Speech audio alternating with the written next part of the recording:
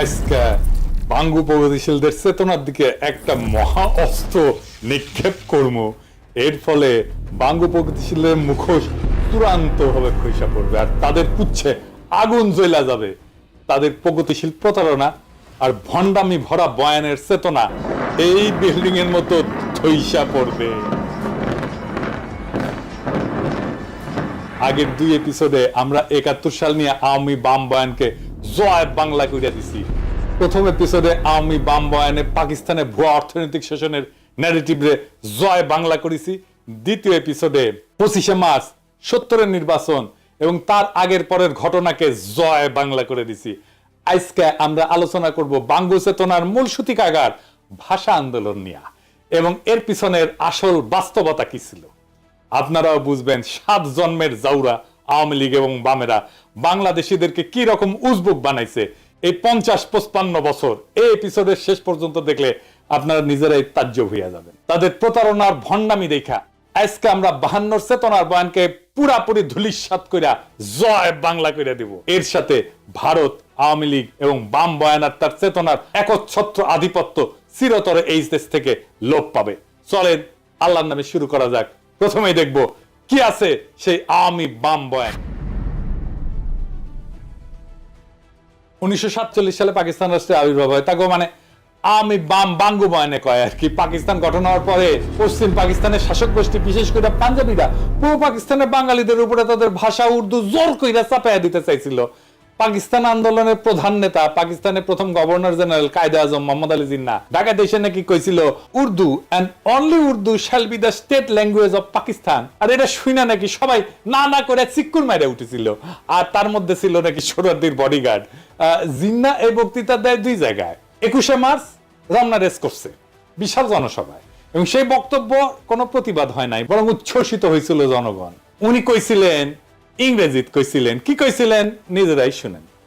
Leave no doubt that the state language of Pakistan is going to be Urdu and no other language.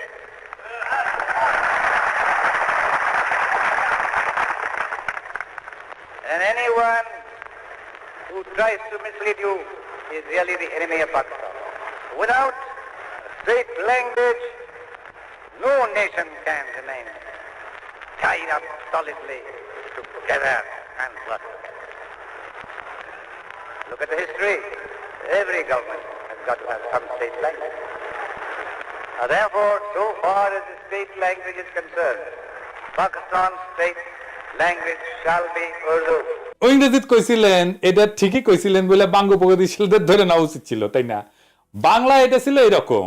এই কথা আপনাদের খুব স্পষ্ট করে বলতে চাই, পাকিস্তানের রাষ্ট্রভাষা হবে উর্দু এবং অন্য কোনো ভাষা না। যে আপনাদের ভুল পথে চালানোর চেষ্টা করবে সে পাকিস্তানের শত্রু। কিন্তু আপনি এটা কোথাও দেখবেন না। 24শে মার্চ কার্জন হলে তিনি একই রকম কথা বলছিলেন। শোনা যায় এইখানে বাঙ্গু প্রগতিশীলরা না না কইরা উঠেছিল। এটা একটা সিনেমাটিক প্রচার আছে, কিন্তু কোনো অরিজিনাল ফুটেজ এখনো পর্যন্ত কেউ দেখে নাই। অবাক লাগে না আপনাদের? আসলে বক্তব্য দেওয়ার টাইমে না না করেছিল কিনা আমার সন্দেহ হয়, তাই সেটা দেখাতে পারতেছি না, তাই সিনেমা থেকে দেখাই। হ্যাঁ দেখেন। But the new nation of Pakistan will have one national language, Urdu. এখন বাঙ্গু প্রগতিশীলরা কি কয়, কেন উর্দুকে পাকিস্তানের রাষ্ট্রভাষা করতে চাইছিল? তারা বলে বাঙালিরা যেন চিরকাল পাঞ্জাবিদের অধীনে থাকে, এর ফলে নাকি তাদের শোষণ করতে সুবিধা হবে। পাকিস্তানের শোষণের বয়ান আগের ভিডিও জয় বাংলা করেছি না এটা। এছাড়া তা কয় যে এটা হলো চাকরি শিক্ষা সব জায়গায় বাঙালিরা পিছায় পড়বে। সবচেয়ে ভয়াবহ ব্যাপার যেটা হবে সেটা হইতেছে বাঙালিরা নাকি নিজেদের মাতৃভাষা ভুলে যাবে। সে ভাষায় কথা বলতে পারবে না, মায়ের কোলে বসে ছড়া শুনতে পারবে না। আর এই বয়ান নিয়ে বাঙ্গু প্রগতিশীলরা অনেকগুলো গান লিখেছে, তার মধ্যে অন্যতম বিখ্যাত গান হইতেছে ওরা আমার মুখের ভাষা কাইরা নিতে চায়, তারা কথায় কথায় শিকল পরায় মোদের হাতে পায়। কি অদ্ভুত একটা গান। প্রত্যেক 21শে ফেব্রুয়ারিতে বিভিন্ন জায়গায় স্কুল কলেজে সাংস্কৃতিক প্রোগ্রামে গান বাজানো হয়। এই গান হইতেছে প্রগতিশীলদের কাছে অনেকটা সোহরাওয়ার্দীর বডিগার্ডের 7ই মার্চের ভাষণের মতো।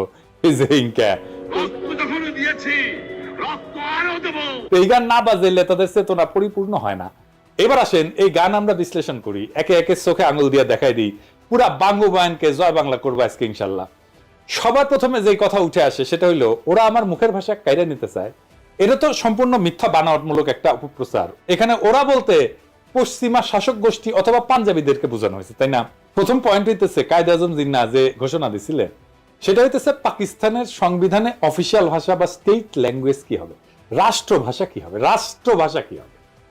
কারণ মাতৃভাষা নিয়ে সেই ভাষণে কোনো আলোচনা হয় নাই, তাই না? মাতৃভাষার অফিসিয়াল ল্যাঙ্গুয়েজ দুইটা ভিন্ন জিনিস। জিন্নাহ এবং পাকিস্তানের আবির্ভাবে মুখ্য ভূমিকা পালনকারী দল মুসলিম লীগ উর্দুকে পাকিস্তানের অফিসিয়াল ল্যাঙ্গুয়েজ, স্টেট ল্যাঙ্গুয়েজ আর আন্তঃপ্রদেশ যোগাযোগকারী ভাষা, যেটাকে ইংরেজিতে লিঙ্গুয়া ফ্রাঙ্কা বলে, সেটা করার সিদ্ধান্ত নিয়েছিল। এবং এই সিদ্ধান্ত যখন না হয়েছিল তখন মুসলিম লীগ করে শেখ মুজিব নিজেও। কেন উর্দুকে লিঙ্গুয়া ফ্রাঙ্কা আর অফিসিয়াল ল্যাঙ্গুয়েজ করার সিদ্ধান্ত নেয় সে আলাপে পরে আসতেছি, তবে আগে দেখি অফিসিয়াল বা স্টেট ল্যাঙ্গুয়েজ কি। অফিসিয়াল ল্যাঙ্গুয়েজ হলো একটা রাষ্ট্রের সরকারি দপ্তরে, আদালতে যে নথিপত্র, কাগজ, রাষ্ট্রীয় আর্কাইভ, চিঠি লেখা আর সংরক্ষণ করা হয় সেইটাকে রাষ্ট্রের অফিসিয়াল বা স্টেট ল্যাঙ্গুয়েজ বলে।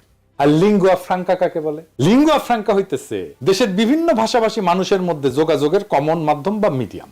একটা দেশে বিভিন্ন ভাষার মানুষ বাস করতে পারে, যেমন ধরেন সোভিয়েত ইউনিয়ন, বহু জাতি বাস করত, Russian, Ukrainian, Georgian, Armenian, Kazakh, Tajik, Bashkir, Turkmen, Latvian, এরকম 15টা ভাষা গোষ্ঠী ছিল, বড় বড় ভাষা গোষ্ঠী। এর প্রত্যেকটা এখন আলাদা আলাদা দেশ হয়ে গেছে এবং আরো শত শত ক্ষুদ্র ভাষা গোষ্ঠীর মানুষ ছিল সোভিয়েত ইউনিয়নে। তো এদের মধ্যে লিঙ্গুয়া ফ্রাঙ্কা ছিল রাশিয়ান, আর সোভিয়েত ইউনিয়নের অফিসিয়াল ভাষাও ছিল রাশিয়ান।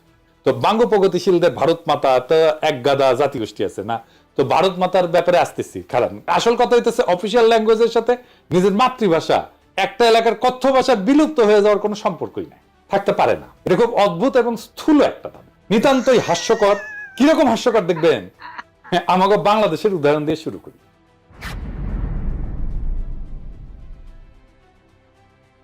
বাংলাদেশের অফিসিয়াল ভাষা হচ্ছে বাংলা, তাই না? আমরা তো সবাই জানি রাষ্ট্রভাষা বাংলা। তো বাংলাদেশে অন্য ভাষাভাষী জনগোষ্ঠী আছে, যেমন সিলেটি আছে, সাতগাই আছে, চাকমা আছে, গারো আছে, সাঁওতাল আছে, অনেক আছে, তাই না? তো আমি চাকমা গারোদের উদাহরণে আজকে যাব না, সিলেটি আর সাতগাই এই ধরে। এই দুই ভাষা বাংলা থেকে সম্পূর্ণ আলাদা ভাষা, তাদের প্রায় সম্পূর্ণ ইউনিক ভোকাবুলারি আছে, শব্দ ভান্ডার আছে, যেটা অন্য কেউ বুঝে না। এমনকি সিলেটি ভাষা তার নিজস্ব বর্ণমালা আছে, যেটাকে সিলেটি নাগরী বলে। একজন সাধারণ বাংলাভাষী মানুষের পক্ষে সিলেটি বা তাটগাইয়া ভাষা বোঝা অসম্ভব, কারণ তাদের ভোকাবুলারি বা শব্দকোষ প্রায় সম্পূর্ণ ভিন্ন। কারণ ঠান্ডা মাথায় ভেবে দেখেন তো, বাংলাকে অফিসিয়াল ভাষা করার ফলে কি সিলেটি বা চিটাগাং এর মানুষ কি তাদের কথ্য ভাষা বা মাতৃভাষা ভুলে গেছে? না, যায় নাই। কেন যাবে? আশ্চর্য কথা। এটা তো কত উদ্ভট একটা দাবি, সেটা কল্পনা করলেও হাসি লাগে। বাঙ্গ প্রগতিশীলদের দাবি যে ওরা আমার মুখের ভাষা কাইরা নিতে চায়, এটা সম্পূর্ণ গাঁজাখুরি একটা দাবি। এখন যদি চিটাগাং বা সিলেটের ভাইয়েরা যদি বলে ওরা আমার মুখের ভাষা কাইরা নিতে চায়, তাহলে বাঙ্গ প্রগতিশীলরা কই যাবে? বাঙ্গ প্রগতিশীলরা আরো বলে যে পাঞ্জাবি ইরানকে আমাদেরকে শোষণ করার জন্য উর্দু আমাদের উপরে চাপাই দিতে চাইছিল। হায় রে দুনিয়া! বাঙ্গ প্রগতিশীলদের আইকিউ আর সাধারণ জ্ঞান অনেক কম হয়, এটা আমরা সবাই জানি।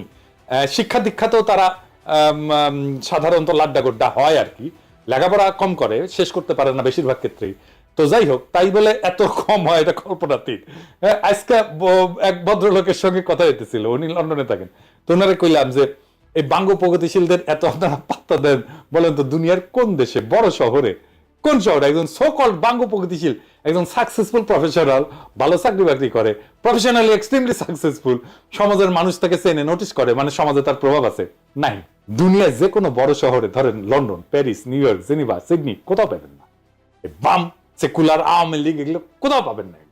আহম্মকের দল এটাই জানে না যে পাঞ্জাবিদের নিজেদের মাতৃভাষা বা কথ্য ভাষা উর্দু না, তাদের কথ্য ভাষা হচ্ছে পাঞ্জাবি। পাঞ্জাবি ভাষা হিন্দুস্তানি বা উর্দু থেকে সম্পূর্ণ আলাদা একটা ভাষা।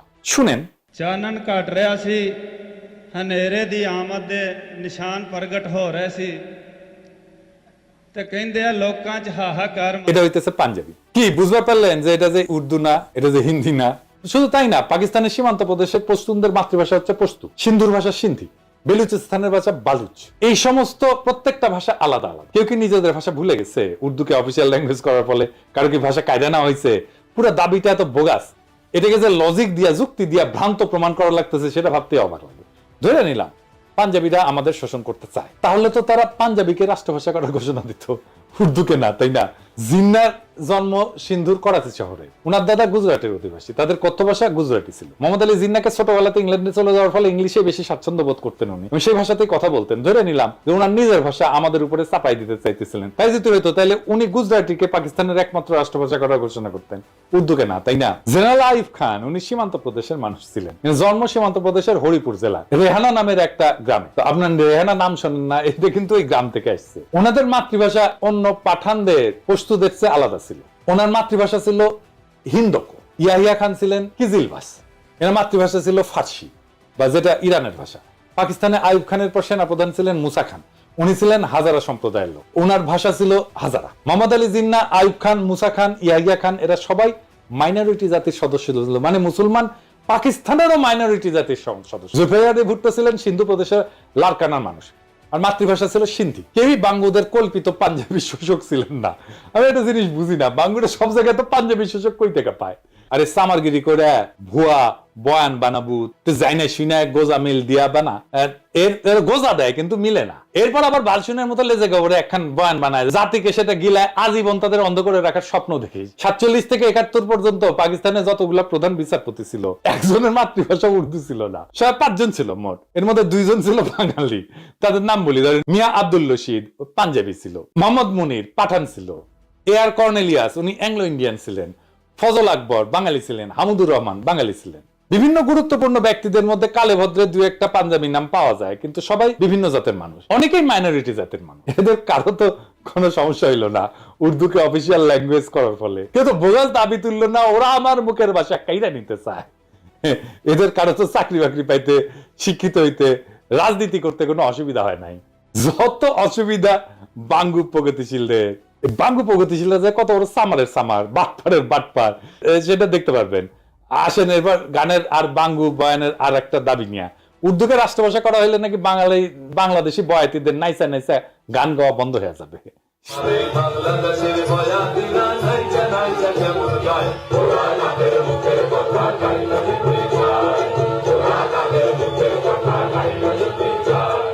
শুধু তাই না, সোহরাওয়ার্দীর বডিগার্ড তার বইতে কি লিখেছে, গায়ক আব্বাস উদ্দিন তারে কি কয় দেখেন।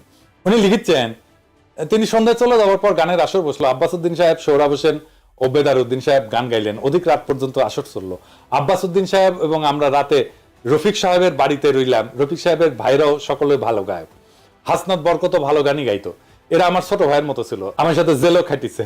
পরের দিন নৌকায় আমরা রওনা করলাম আশুগঞ্জ স্টেশনের স্ট্যান্ড ধরতে। পথে গান চললো, নদীতে বসে আব্বাস উদ্দিন সাহেবের ভাটিয়ালি গান। তাদের নিজের গলা না শুনলে জীবনের একটা দিক অপূর্ণ থেকে যেত। তিনি যখন আস্তে আস্তে গাইতেছিলেন তখন মনে হচ্ছিল নদীর ঢেউগুলোও যেন তার গান শুনতেছে। তারই শিষ্য সোহরাব হোসেন এবং বেদার উদ্দিন তার নাম কিছুটা রেখেছিলেন। আমি আব্বাস উদ্দিন সাহেবের একজন ভক্ত হয়ে পড়েছিলাম। তিনি আমাকে বলছিলেন, মুজিব, বাংলা ভাষার বিরুদ্ধে বিরাট ষড়যন্ত্র চলতেছে। বাংলা রাষ্ট্রভাষা না হলে বাংলার কৃষ্টি সভ্যতা সব শেষ হয়ে যাবে। আজ যে গানকে তুমি ভালোবাসো এর মাধুর্য মর্যাদা নষ্ট হয়ে যাবে। যা কিছু হোক, বাংলাকে রাষ্ট্রভাষা করতেই হবে। আমি কথা দিয়েছিলাম এবং কথা রাখতে চেষ্টা করেছিলাম। কি আজগুবি এক দাবি, বাংলা অফিসিয়াল না হইলে নাকি বাংলার কৃষ্টি সভ্যতা সব শেষ হয়ে যাবে, গানের মাধুর্য মর্যাদা নাকি গোল্লায় যাবে। উজবুকের দল সম্পূর্ণ ডাহা মন গড়া এই সমস্ত দাবি তুলছে। 47-এর আগ পর্যন্ত ইংরেজ আমলে আমাদের অফিসিয়াল ভাষা কি ছিল? কি ছিল? ইংরেজি। তো ইংরেজি, আবার কইতেছি ইংরেজি। তখন কি ইংরেজি আমলে বাংলার বয়াতিরা নাইসা নাইসা গান গাওয়া ভুলে গেছিল? 200 বছরের বেশি তো শাসন করেছিল, তাই না? তো এই 200 বছরে কি গান গাওয়া ভুলে গেছিল? ইংরেজ আমলে বয়াতিরা নাইসা নাইসা গান করে নাই? তখন কি আব্বাস উদ্দিনের বয়ান মতে বাংলার কৃষ্টি সভ্যতা সব শেষ হয়ে গেছিল? তখন কি বাংলা গানের মাধুর্য মর্যাদা গোল্লায় গেছিল? বাংলা সাহিত্য সবচেয়ে বেশি প্রসার লাভ করেছিল কখন? ইংরেজ আমলে। বাংলা ভাষার সৃষ্টি হয়েছে ইংরেজ আমলে। আধুনিক বাংলা ভাষা যেটা আমরা বলি, বিশেষ করে বাংলা গদ্য সাহিত্যের সৃষ্টি হয়েছে ইংরেজ আমলে। পদ্য সাহিত্যের যা প্রসার ঘটছে তার সিংহভাগ ইংরেজ আমলে। বিভিন্ন বাংলা পত্র পত্রিকা, মাসিক সাহিত্য পত্রিকা সব ইংরেজ আমলে শুরু হয়েছিল। 1800 সালে কলকাতাতে ইংরেজদের ফোর্ট উইলিয়াম কলেজ প্রতিষ্ঠার পরে বাংলা সাহিত্য সৃষ্টি এবং প্রসার লাভ করা শুরু করে। বাংলা সাহিত্য এবং কালচার যারা সৃষ্টি এবং ডিফাইন করছে, রাজা রামমোহন রায়, ঈশ্বরচন্দ্র বিদ্যাসাগর, মাইকেল মধুসূদন দত্ত, বঙ্কিম, শরৎ, রবীন্দ্রনাথ, নবীন চন্দ্র সেন, সব কয়টা ইংরেজ আমলের মানুষ। ইংরেজ আমলে ইংরেজি অফিসিয়াল ভাষা নিয়ে তাদের তো বাংলা সাহিত্য চর্চার বিকাশে কোনো বাধা সৃষ্টি হয় নাই। আর 47 সালে পাকিস্তান তৈরির পর আব্বাস উদ্দিন, আব্দুল লতিফ এগো চেতনার চোদন জায়গায় উঠলো। 47-এর আগে আব্বাসউদ্দিন লতিফেরা গান করে নাই, ওদের কাছে গানের মাধুর্য তখন গোল্লায় যায় নাই। পাকিস্তান উর্দুকে অফিসিয়াল ভাষা করতে গেল, চেতনা জায়গায় উঠলো। উর্দুর ইতিহাস নিয়ে একটু পরে আসতেছি। এদের দাবি যে কত শয়তানি আর ষড়যন্ত্র ভরা, সেটা আস্তে আস্তে টের পাবেন। মুঘল আমলে মুঘলদের রাজ দরবার এবং সুবা এবং প্রদেশগুলোতে অফিসিয়াল ভাষা ছিল ফার্সি। মুঘলদের যাবতীয় ডকুমেন্ট, পরোয়ানা, ইতিহাস সবকিছুই ফার্সিতে রচিত হইত। সিরাজউদ্দৌলা, আলীবর্দী, মুর্শিদ কুলি খান এদের আমলে যাবতীয় হুকুম, পরোয়ানা ফার্সি শিকস্তা স্টাইলে লেখা হইতো। এই যে দেখেন, এটা শিকস্তা ক্যালিগ্রাফি স্ক্রিপ্টের একটা উদাহরণ। পলাশী যুদ্ধের পর ইংরেজরা প্রথম 80 বছর, মানে 1757 থেকে শুরু করে 1837 সাল পর্যন্ত মুঘলদের ফার্সিকে অফিসিয়াল ভাষা হিসেবে বহাল রাখে। সেই সময় তাদের যাবতীয় অফিসিয়াল ডকুমেন্ট, খাজনার হিসাব ইত্যাদি ফার্সিতেই লেখা হইতো। ইংরেজ সাহেবদের বিভিন্ন চিঠি, আদেশ, পরোয়ানা ইত্যাদি তাদের দেশীয় সেক্রেটারিরা ফার্সিতে লিখে কম্পোজ করে দিত। এই সেক্রেটারিদেরকে বলা হইতো মুন্সি। মুন্সি, হ্যাঁ, প্রচুর হিন্দু ইংরেজি এবং ফার্সি ভাষা শিখে এই মুন্সির কাজ করত। তাদের টাইটেল ছিল মুন্সি। আমাদের গৌতম দাস দাদা আছেন না, আপনারা পছন্দ করেন খুব, আসল নাম হইতেছে গৌতম দাস মুন্সি। উনার ছোট ভাই বিশ্বজিৎ দাস মুন্সি, উনি লেখেন মুন্সি বিশ্বজিৎ। এবার বুঝেছেন তো? 1837 সালে লর্ড অকল্যান্ড ব্রিটিশ ইন্ডিয়ার অফিসিয়াল ল্যাঙ্গুয়েজ ফার্সি থেকে ইংরেজি আর উর্দুতে বদল করে। জিয়া, দুইটা অফিসিয়াল ল্যাঙ্গুয়েজ ছিল, ইংরেজি আর উর্দু। ইংরেজ আমলে 1837 সাল থেকে ব্রিটিশ ভারতে ইংরেজির পাশাপাশি উর্দু ছিল অফিসিয়াল ভাষা। 47 সাল পর্যন্ত এই সিস্টেম বহাল থাকে। ইংরেজ অফিসাররা ব্রিটিশ ইন্ডিয়ান আর্মিতে তাদের নেটিভ সোলজারদের সাথে কি ভাষায় কথা বলতো শুনবেন? উর্দুতে। মহারানী ভিক্টোরিয়া তার হিন্দুস্তানি ব্যক্তিগত খাদেম মুন্সি আব্দুল করিমের কাছ থেকে উর্দু ভাষা শিখছিলেন। শুধু তাই না, মহারানী ভিক্টোরিয়া তার নিজের ডায়েরি ইংরেজির পাশাপাশি উর্দুতেও লিখতেন। ওনার ডায়েরির 13 ভলিউম উনি উর্দুতে লিখছেন নিজের হাতে। এটা নিয়ে একটা সিনেমা হয়েছে হলিউডে, মহারানী ভিক্টোরিয়া তার হিন্দুস্তানি খাদেম মুন্সি আব্দুল করিমকে নিয়ে। সিনেমার নাম হইতেছে ভিক্টোরিয়া অ্যান্ড আব্দুল। 2017 সালে এটা মুক্তি পাইছে। তো মহারানী ভিক্টোরিয়ার চরিত্রে অভিনয় করছেন জুডি ভেন্স, আর আলী ফজল অভিনয় করছে আব্দুল করিম চরিত্রে। কাজেই ইংরেজ আমলে 47 পর্যন্ত রবীন্দ্রনাথ, শরৎ, বঙ্কিম, ঈশ্বরচন্দ্র এরা সাহিত্য চর্চা করতে পারবে, কাব্য রচনা করতে পারবে, মাসিক পত্রিকা ব্যয় করতে পারবে, বাংলাদেশের বয়াতিরা নাইচা নাইচা গান গাইতে পারবে, তাতে কোনো অসঙ্গতি নাই। কিন্তু 47 সালে পাকিস্তান হওয়ার পর পাকিস্তানের অফিসিয়াল ভাষা উর্দু করতে গেলে বাঙ্গ প্রগতিশীলদের পাছায় আগুন ধরে গেল। এবার গানের অন্য অংশে আসি।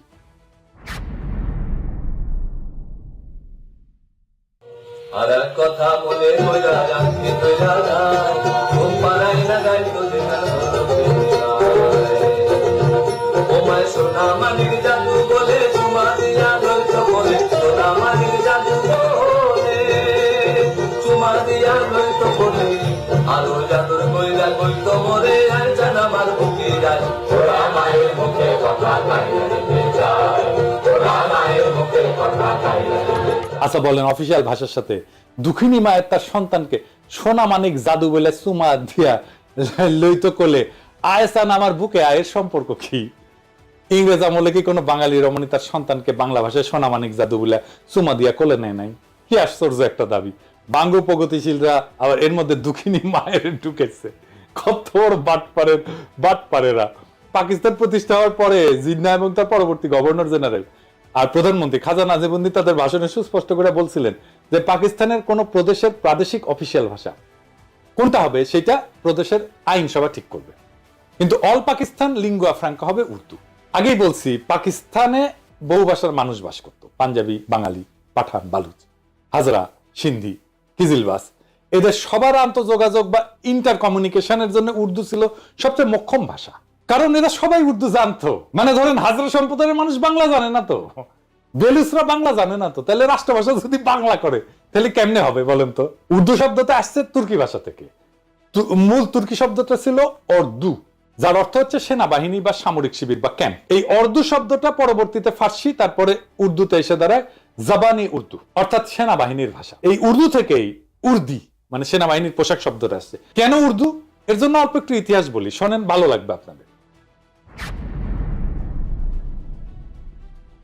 আরবরা যখন নবীজির ওফাতের পর বিভিন্ন সাম্রাজ্য যেমন রোমান, পারস্যদের পরাজিত কইরা নিজেদের সাম্রাজ্য বানায়, সেটা সর্বপ্রথম উমাইয়া আমলে ভারতবর্ষ পর্যন্ত পৌঁছায়। মোহাম্মদ বিন কাসেমের নেতৃত্বে মুসলমানরা 711 সালে মাকরান, বেলুচিস্তান আর সিন্ধু প্রদেশ জয় করে। মোহাম্মদ বিন কাসিম সিন্ধু থেকে নদী ধইরা উত্তর দিকে বর্তমান পাঞ্জাবের মুলতান পর্যন্ত জয় করছিলেন।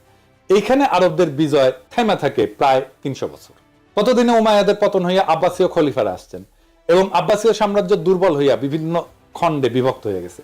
আব্বাসীয় সাম্রাজ্যের পূর্ব দিকের প্রদেশ ইরান, খোরাসান আর তুরানে সামানিদ নামে একটা সালতানাত প্রতিষ্ঠা হয় 874 থেকে 999 সাল পর্যন্ত। তুরান হইতেছে তুর্কিদের এলাকা। খোরাসানের উত্তরে একটা বিখ্যাত নদী আছে যার নাম আমুদরিয়া, আপনারা শুনছেন না? গ্রিকরা একে অক্সাস বলতো। আলেকজান্ডার দ্য গ্রেট এই নদী ক্রস করছিলেন তার যুদ্ধযাত্রায়। সেই নদী হইতেছে ইরান আর তুরানের সীমানা। সেই নদীর উত্তরে তুরানি বা তুর্কিরা থাকতো। তুরানি তুর্কি ট্রাইব গুলা অশ্বারোহী বা নমাডিক ছিল। সামানিদ সুলতানেরা ইরানি ছিল এবং তারা ফার্সি ভাষায় ব্যাপক পৃষ্ঠপোষকতা করত। আধুনিক ফার্সি সাহিত্য সামানিদ আমল থেকে শুরু হয়েছে। ফার্সি লেখা হয় আরবি হরফে। ইরানের মহাকবি ফেরদৌসি এই সময়ের মানুষ। সামানিদ সুলতানেরা তাদের রাজসভা এবং সামরিক বাহিনীতে তুরানি অশ্বারোহীদের ব্যাপকভাবে রিক্রুট করছিল। এদের মধ্যে একজন তুর্কি সেনাপতি আলেপ্তেগিন 962 সাল বর্তমান আফগানিস্তানের গজনি শহর জয় করে এনে নিজের একটা সাম্রাজ্যের গোড়াপত্তন করে। এই আলেপ্তেগিনের নাতি বা দৌহিত্র হচ্ছে গজনির বিখ্যাত সুলতান মাহমুদ, যিনি অশ্বারোহী তুর্কি বাহিনী নিয়ে ভারতবর্ষের পাঞ্জাব বিজয় করে তার সাম্রাজ্য যোগ করে। এর ফলে আরবদের বেলুচিস্তান এবং সিন্ধু বিজয়ের প্রায় 300 বছর পর মুসলমানরা বর্তমান সীমান্ত প্রদেশ পাঞ্জাব বিজয় করে। সুলতান মাহমুদ এবং পার্শ্ববর্তী গজনী সুলতানেরা তুর্কি হওয়া সত্ত্বেও তারা সামানিদ সুলতানদের অনুসরণে ফার্সিকেই নিজেদের অফিসিয়াল ভাষা হিসেবে ব্যবহার করতেন। সুলতান মাহমুদ মহাকবি ফেরদৌসিকে নিয়ে পারস্যের মহাকাব্য শাহনামা রচনা করছিলেন। আপনারা জানেন না যে বিখ্যাত শাহনামা? তো গজনীর এই সালতানাত 1186 সাল পর্যন্ত ছিল। 1186 সাল পর্যন্ত আফগানিস্তানের ঘুর শহরে তুর্কিক সেনাপতি মুইজুদ্দিন মোহাম্মদ ঘুরি গজনির সালতানাতকে বিজয় করে যোগ করেন নিজের সাম্রাজ্যে। এরপর উনি 1192 সালে দিল্লির কাছে নিজের বর্ম আচ্ছাদিত ঘোড়সওয়ার হেভি ক্যাভারলি এই তুর্কি বাহিনী নিয়ে তরাইনের যুদ্ধে রাজপুত রাজা পৃথ্বীরাজ চৌহানকে পরাজিত করে ভারতবর্ষের মুসলমানদের প্রথম কেন্দ্র দিল্লি সালতানাত প্রতিষ্ঠা করেন। এই সময়ে দিল্লি সালতানাতে তুর্কি, আফগান, ইরানি এই সমস্ত মুসলিম জাতি সেনা হিসেবে দলে দলে যোগ দেয়, কিন্তু তারা অফিসিয়াল ভাষা হিসেবে তাদের আগের গজনীর সুলতান মাহমুদ এবং সামানিদদের অনুসরণে ফার্সিকেই বহাল রাখে। ভারতবর্ষে মুসলিম শাসনের সূচনা হয় দিল্লি সালতানাতের মধ্য দিয়ে। এরপরে আস্তে আস্তে মুঘল বাদশাহ আওরঙ্গজেবের সময় প্রায় পুরো ভারতবর্ষ মুঘলদের অধীনে আসে। মুঘলরাও ফার্সির ব্যবহার জারি রাখে।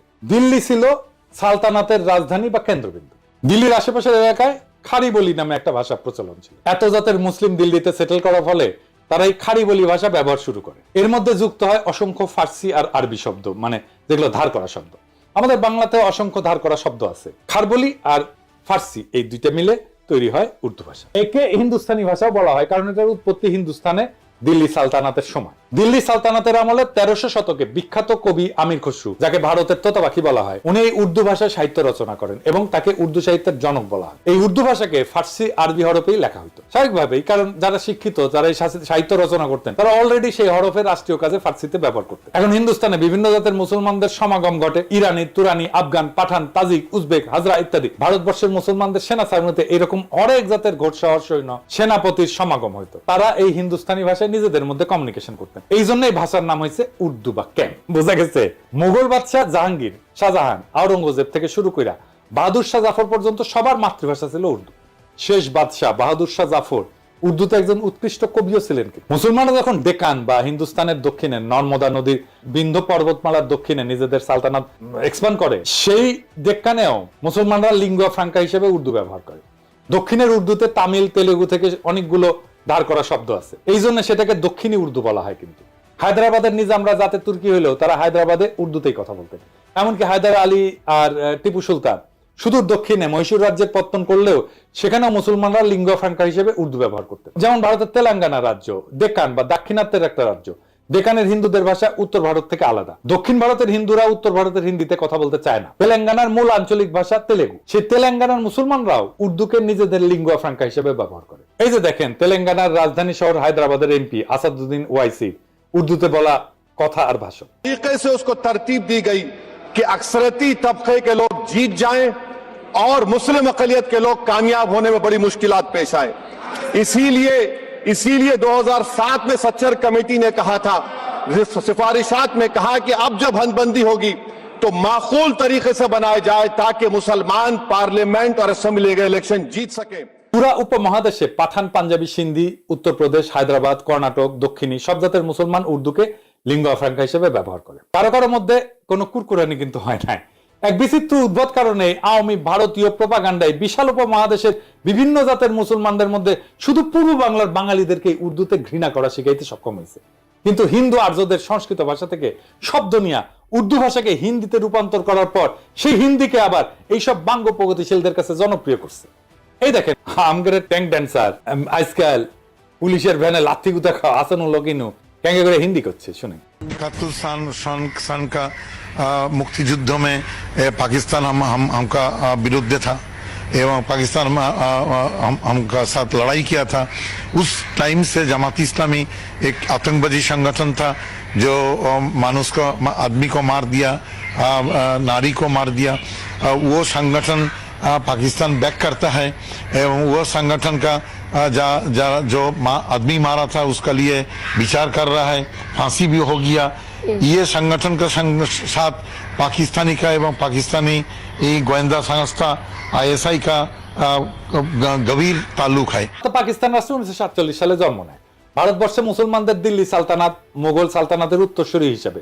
স্বাভাবিকভাবেই মুসলিম সালতানাতের হেরিটেজ হিসেবে উর্দুকে পাকিস্তানের বহু ভাষাভাষী মানুষের মধ্যে লিঙ্গুয়া ফ্রাঙ্কা আর অফিসিয়াল ল্যাঙ্গুয়েজ হিসেবে নির্ধারণ করা হবে, এটা খুব স্বাভাবিক। ভারতবর্ষে মুসলমানদের সালতানাতের ইতিহাসের সাথে যারা পরিচিত তাদের কাছে এটাই ন্যাচারাল। এর বিরোধিতা যে কত বড় ষড়যন্ত্র সেটা আপনারা একটু পরে দেখবেন, ষড়যন্ত্র কারা করছে সেটাও দেখবেন, তাজ্জব হয়ে যাবেন তাদের নির্লজ্জতা দেখে।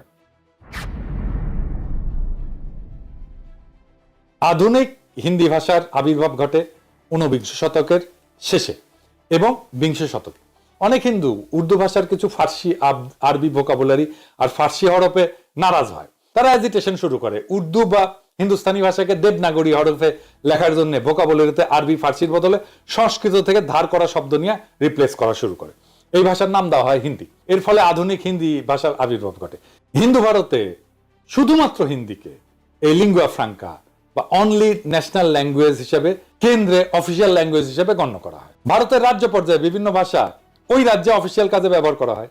পাকিস্তানে যে প্রস্তাব জিন্না করছিল এবং খাজা নাজিমুদ্দিন উভয় দিছিলেন, আগেই বলছি আপনাদেরকে, এটা আমার কথা না, এক এক করে আপনাদের রেফারেন্স দেখাচ্ছি। ভারতের সংবিধানে আর্টিকেল 343 দেখেন, স্পষ্ট ভাষায় লেখা আছে official language of the union shall be Hindi in Devanagari script.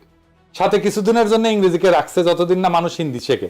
সারা ভারতে সেটা প্রচলিত হয়। এরপর ভারতের সুপ্রিম কোর্টের এই রায় দেখেন, ভারতের সুপ্রিম কোর্ট হিন্দিকে ন্যাশনাল ল্যাঙ্গুয়েজ হিসেবে রায় দিছে। রায় বলা আছে এইটা ইংরেজি যেহেতু কইছে ঠিকই কইছে, এটা বাংলায় করলে হয়। ভারত অনেক রকম মানুষের দেশ, এখানে হিন্দি জাতীয় ভাষা। তাই আশা করা হয় যে যেসব সাক্ষীকে আবেদনকারী মানে উত্তরপ্রদেশের ট্রাইব্যুনালে নিয়ে আসবেন তারা হিন্দিতে কথা বলতে পারবেন এবং নিজেদের কথা বুঝিয়ে বলতে পারবেন। এরপর সংবিধানের 351 আর্টিকেল দেখেন, স্পষ্টভাবে লেখা আছে ভারতের কেন্দ্রের দায়িত্ব হচ্ছে হিন্দি ভাষার প্রসার ঘটানো, সাথে হিন্দি ভোকাবুলারি ক্রমান্বয়ে সংস্কৃত থেকে ধার করা শব্দ দিয়ে প্রতিস্থাপন করা। কই, ভারতের পশ্চিমবঙ্গে তো বাঙালি বাস করে। বাংলা সাহিত্য, কালচার, সংস্কৃতি বলতে যা বুঝি সেটার গোড়াপত্তন তো ঘটে পশ্চিমবঙ্গের হিন্দু ভদ্রলোক, ব্রাহ্মণ, কায়স্থ, বৈদ্য এদের হাতে।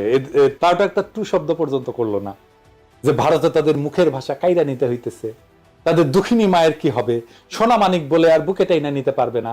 হিন্দিকে ভারতের কেন্দ্রে অফিসিয়াল ল্যাঙ্গুয়েজ করার ফলে কি তারা বাংলা ভুলে গেছে? এখনই কি আপনারা বুঝতেছেন না পূর্ব বাংলার কৃষিজীবী মুসলমানদের বলদ আর উজবুক পেয়া কত বড় খেলা খেলছে ভারতীয় শহর আর তাদের দোসরেরা? এবার দেখেন আরো খেলা আপনাদের কিভাবে বলদা পাইয়া খেলছে, একটু দেখায়। বাঙ্গু প্রগতিশীলরা রবীন্দ্রনাথ কইতে কইতে অজ্ঞান হয়ে ক্যাট হয়ে পড়ে যায়। এই যে কয়েকদিন আগে সঞ্জিতা খাতুন মারা গেল, তার লাশের পাশে রবীন্দ্রসঙ্গীত গাইলো, ভিডিও দেখেন।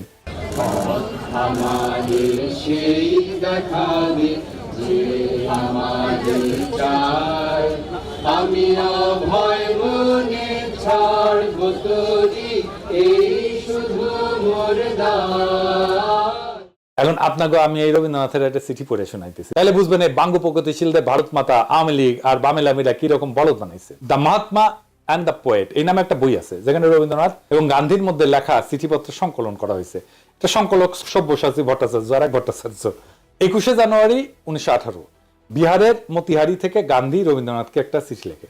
এই পত্রে গান্ধী রবীন্দ্রনাথের মতামত জানতেছে একটা বিষয়টা হইতেছে হিন্দিকে ভারতের একমাত্র জাতীয় ভাষা বা ন্যাশনাল ল্যাঙ্গুয়েজ করার ব্যাপারে, এই ভাষাকে আন্তঃপ্রদেশ যোগাযোগ এবং জাতীয় সমস্ত কমিউনিকেশনের ব্যাপারে চালু করা গান্ধীর প্রশ্ন ছিল এইরকম ইংরেজি, যে এটা কি ঠিক না যে হিন্দি একমাত্র সম্ভাব্য জাতীয় ভাষা এবং বিভিন্ন আন্তঃপ্রদেশের যোগাযোগের জন্য ভাষা হইতে পারে?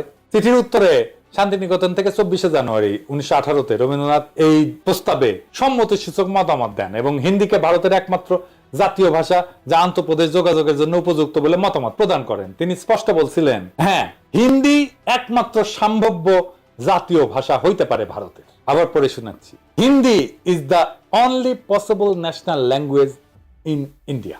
তবে এও বলেন, যেহেতু তাদের প্রজন্ম ইংরেজি শাসনের অধীনে বড় হয়েছে, ইংরেজি ভাষাতে নিজেদের মতামত আর্টিকুলেট করে হিন্দিকে সম্পূর্ণরূপে প্রচলন করতে আরেক জেনারেশন বড় হওয়া লাগবে। গান্ধী গুজরাটি, মাতৃভাষা গুজরাটি, এবং রবীন্দ্রনাথ বাঙালি, বিনা দ্বিধায় হিন্দিকে একমাত্র জাতীয় ভাষা হিসেবে মাইনে নিল। ভারত স্বাধীন হওয়ার পরে ভারতের সংবিধানেও হিন্দিকে একমাত্র অফিসিয়াল ভাষা হিসেবে ঢুকানো হইল এবং এর পাশে ইংরেজিকে রাখা হইল যতদিন নতুন প্রজন্ম হিন্দি না শিখে। যে বাঙ্গ প্রগতিশীলরা এত রবীন্দ্রনাথ বই করলে পাগল হইয়া যায়, কাইট হয়ে পড়ে যায়, সে রবীন্দ্রনাথ নিজেই তো তার দেশ ভারতে হিন্দিকে সর্বভারতীয় ভাষা হিসেবে প্রমোট করছে। এখানে বাঙ্গ প্রগতিশীলদের আইকন রবীন্দ্রনাথ তাহাকে করে নাই যে সে তার মাতৃভাষা ভুলে যাবে। পশ্চিম বাংলার কোন কবি সাহিত্যিক তো এটা একটা টু শব্দ করে নাই, যেহেতু রবীন্দ্রনাথ কইছে, ঠিকই কইছে। আর জিন্না একই কথা কইয়া ভিলেন হইয়া গেল বাঙ্গ প্রগতিশীলদের কাছে। এটা কত বড় সামার বাটপারের বাটপার দেখেছেন। ভারতের কেন্দ্রে, সচিবালয়, আদালতে, আর্মিতে সব জায়গায় অফিসিয়াল ভাষা হচ্ছে হিন্দি বা ইংলিশ। সব ফাইলপত্র, যোগাযোগ, চিঠি আদান প্রদান হিন্দি অথবা ইংলিশে করা লাগে। ভারতের পার্লামেন্টে কথা বলতে গেলে হিন্দি বা ইংলিশ ব্যবহার করতে হয়। পার্লামেন্টের মেম্বার, রাজনীতিবিদ যদি বকলম বা মূর্খ হয় তাহলে স্পিকারের বিশেষ অনুমতি নিয়ে অন্য ভাষায় বক্তৃতা দিতে পারে, যদিও সেই বক্তব্য কেউ শুনে না। এই যে দেখেন, পশ্চিমবঙ্গের লোকসভার একজন সদস্য অভিষেক ব্যানার্জি ডায়মন্ড হারবার 24 পরগনা আসনের এমপি, লোকসভায় হিন্দিতে কথা হচ্ছে। দেখেন, खबर रखिए और कुर्सी का पीटी बांध लीजिए, मौसम बिगड़ने वाला है। आप डायरेक्शन देंगी ये मुझे? पश्चिम बंगाल के चीफ मिनिस्टर ममता बनर्जी सदन के सदस्य है, नहीं है? तो उन्होंने क्यों टिप्पणी किया? বাঙ্গু প্রগতিশীলরা তো ভারত মাতা শুইয়া কায়েত, এরা কিন্তু ভারত মাতার বিরুদ্ধে একটা টু শব্দ করবে না। আপনাদের কি আসলে বিশ্বাস হয় যেই সব 7 জন্মের জাউরাজ, আওয়ামী লীগ, সিপিবি, বামপন্থী বুদ্ধিজীবী সাহিত্যিক যেমন শাহরিয়ার কবির, কমিউনিস্ট মুনির চৌধুরী, যারা ভাষা আন্দোলন নিয়ে লাফাইছে, তারা কি এইটার জবাব দিতে পারবে যে যদি 47-এর দেশভাগ না হইয়া আমরা যদি অখণ্ড ভারতের অংশ হইতাম তাহলে কেন্দ্রে অফিসিয়াল ভাষা কি হইতো? হিন্দি হইতো তো, তাই না? তো তারা কি হিন্দি ব্যবহারের বিরুদ্ধে একটা টু শব্দ করতো? তারা তো তাদের গুরুদেব রবীন্দ্রনাথের আদেশ দেখে কাইট হয়ে পড়ে যেত। আসলে ওদের সবসময় উদ্দেশ্য ছিল ভারত মাতার এজেন্ডা বাস্তবায়ন করা।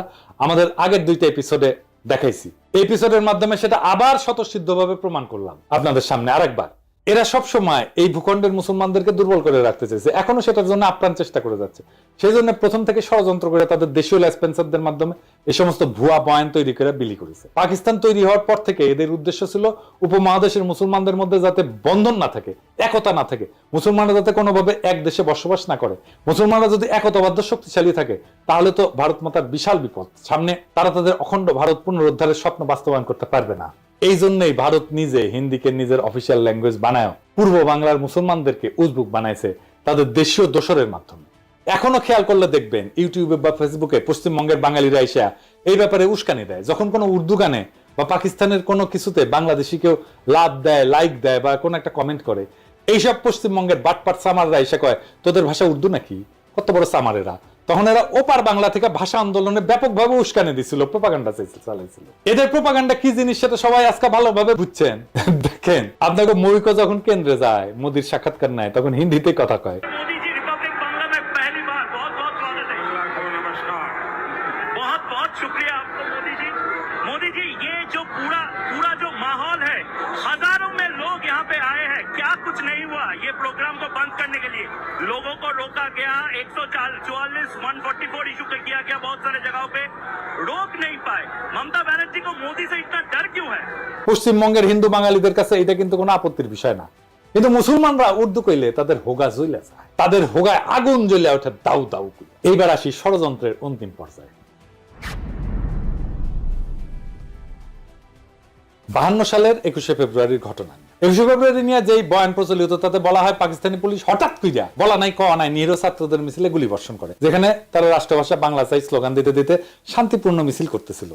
এর ফলে হতাহত হয় বেশ কিছু ছাত্র জনতা, কিন্তু বাস্তবতা ছিল সম্পূর্ণ বিপরীত। প্রথম পয়েন্ট হচ্ছে গুলি চালাইছিল প্রাদেশিক সরকার, কেন্দ্রীয় সরকার না। পুলিশ ছিল প্রাদেশিক সরকারের অধীনে এবং পূর্ব বাংলা পুলিশে বাঙালিরাই চাকরি করত। প্রাদেশিক সরকারও সম্পূর্ণভাবে বাঙালি ছিল। মুখ্যমন্ত্রী ছিল ময়মনসিংহের নুরুল আমিন, মন্ত্রিসভা ক্যাবিনেট ছিল 100% বাঙালি। দ্বিতীয় গুরুত্বপূর্ণ পয়েন্ট হইতেছে পুলিশ লাফায় এসে ছাত্রদের উপরে গুলি চালায় না। আওয়ামী লীগ এবং কমিউনিস্ট পার্টির ছাত্র সংগঠন অনেক উস্কানি দিয়াও কোনো পাল্টা সাড়া না পেয়ে একটা সিন ক্রিয়েট করার জন্য প্রাদেশিক আইনসভার দিকে হামলা করতে যায়। তখন প্রাদেশিক আইনসভা ছিল এখন যেটা বাংলা একাডেমি, ওইটা। সেদিন প্রাদেশিক আইনসভার সদস্যদের একটা মিটিং এর ডেট ছিল। সেখানে আওয়ামী বামেরা প্রাদেশিক আইনসভার সদস্যদেরকে আইনসভায় যোগ দিতে বাধা প্রদান করে শারীরিকভাবে, তাদের গাড়ি পর্যন্ত আটকায়। পুলিশ এসে তাদেরকে সরাই দিতে চায়, রাস্তা ক্লিয়ার করে দিতে চায়। তখন লীগের আর কমিউনিস্টদের ছাত্রকারা পুলিশের উপরে চড়াও হয়, পুলিশ লাঠিচার্জ করে। লীগের গুন্ডারা এরপরে পুলিশের দিকে ঢিল ইট পাটকেল ছড়া শুরু করে এবং পুলিশেরা আহত হয়। তো এই সমস্ত বামেরা কি ধরনের হয় দেখেছেন তো, পুলিশদেরকে কিভাবে আক্রমণ করে এবং তারপরে বলে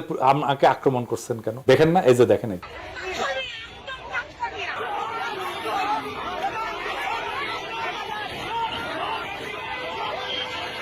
তখনকার পুলিশ তো আজকালকার মতো বডি আর্মার, হেলমেট টেলমেট এগুলো ছিল না। পুলিশ খালি হাফ প্যান্ট পরতো, শার্ট আর একটা ক্যাপ পরে থাকে। এই অবস্থায় যদি ইট পুলিশের কপালে লাগে তাই তো মারাত্মক ব্যাপার। এই অবস্থায় পুলিশ পরিস্থিতি নিয়ন্ত্রণে প্রথমে টিয়ার গ্যাস ছোড়ে, এরপর পরিস্থিতি আরো অবনতি ঘটে, লীগ আর বামেরা আরো চড়াও হয়। এইভাবে পরিস্থিতি অবনতি ঘটতে থাকলে পুলিশ সর্বশেষে গুলি চালায়। এই গোলাগুলিতে 4 থেকে 5 জনের মতো নিহত হয়। এই ঘটনা আসল বিবরণ প্রখ্যাত সাহিত্যিক, সাংবাদিক, সেই সময়ে সবচেয়ে বড় পত্রিকা দৈনিক আজাদের সম্পাদক আবুল কালাম শামসুদ্দিনের আত্মজীবনী অতীত দিনের স্মৃতিতে আছে। এই ঘটনাকে বিকৃত করে লীগ আর বামেরা কি অপপ্রচার চালাইছে সেটা আপনারা এখন কল্পনা করেন। আমি আবুল কালাম শামসুদ্দিনের বই থেকে একটু পড়ে শুনি। অবস্থা চরমে উঠল 1952 সালের 21 ফেব্রুয়ারি মোতাবেক 1357 সালের 8ই ফাল্গুন তারিখে। সেদিন ঢাকার স্কুল কলেজগুলিতে হরতাল ঘোষণা করা হয়েছিল এবং এক বিরাট ছাত্র মিছিল আইন পরিষদ ভবনের সম্মুখে যাওয়ার চেষ্টা করেছিল 144 ধারার নিষেধাজ্ঞা অমান্য করে। শোনা যায় পরিষদের অধিবেশনে যোগদানের উদ্দেশ্যে গমনকারী কয়েকজন মোটরাহি পরিষদ সদস্যকে নাকি ছাত্র মিছিলের তরফ থেকে পথে আটকাবার চেষ্টা করা হয়েছিল। এতেই গোলমাল পেকে ওঠে। পুলিশ বাধা দিতে চেষ্টা করে,